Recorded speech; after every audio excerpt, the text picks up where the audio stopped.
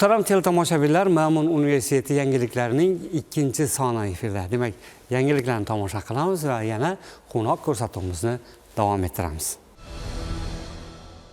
Ma'mun universiteti va yapon biznes ko'nikmalarini rivojlantirish o'rtasida turizm ta'limi va ijtimoiy innovatsiyalar yo'nalishidagi hamkorlikni mustahkamlovchi memorandum imzolandi.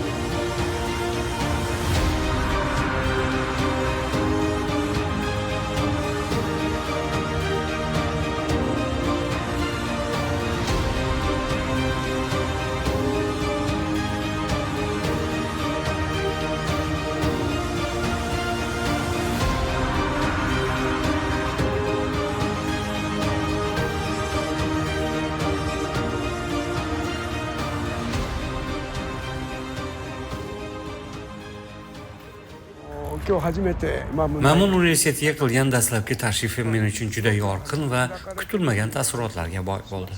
Rostini aytsam, bu darajada zamonaviy infratuzilmaga, keng imkoniyatlar va innovatsion ta'lim muhitiga ega universitetga kelishimni tasavvur ham qilmagan edim. Birinchi qadamdanoq universitetning tartibi, ta'lim muhiti va talabalar faolligi meni hayratga soldi. Tashrif davomida universitet rahbariyati bilan amaliy, o'ta samimiy va mazmunli muloqot bo'ldi. Rahbariyatning strategik maqsadlari, ta'lim sifatiga bergan e'tibori, xalqaro hamkorlikka ochiqligi, bularning barchasi Ma'mun universitetining to'g'ri yo'ldan borayotganini namoyon qiladi. Talabalar bilan suhbatlashish jarayonida esa ularning bilimga chanqoqligi, orzu maqsadlarining kengligi va o'z ustida ishlashga tayyorligi meni juda quvontirdi. Bugungi kunda O'zbekiston va Yaponiya o'rtasidagi xalqaro munosabatlar izchil rivojlanib bormoqda. Shu jarayonda bizning tashkilotimiz va Ma'mun universiteti o'rtasida imzolangan hamkorlik memorandumi aloqalarimizni yanada mustahkamlashiga xizmat qiladi. Biz mazkur memorandum asosida quyidagi yo'nalishlarda katta maqsadlar qo'ydik. Yapon biznes ko'nikmalarini o'rgatish va rivojlantirish, qo'shma o'quv dasturlar va seminarlar tashkil etish, professor, o'qituvchi va talabalar uchun akademik almashinuvlarni yo'lga qo'yish, innovatsion loyihalar va startaplarni qo'llab-quvvatlash, ikki davlat o'rtasidagi ta'lim ko'prigini yanada kengaytirish. Ishonchim komilki, Ma'mun universiteti va bizning tashkilotimiz o'rtasidagi hamkorlik nafaqat ikki tashkilot uchun, balki keng xalqaro ta'lim maydoni uchun ham muhim natijalar beradi.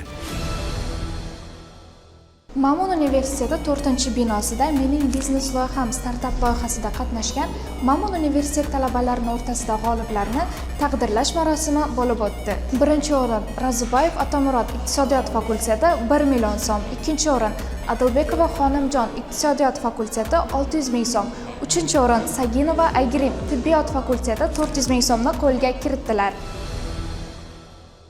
Yana sizlar bilan Ma'mun yangiliklarida ko'rishguncha, xayr!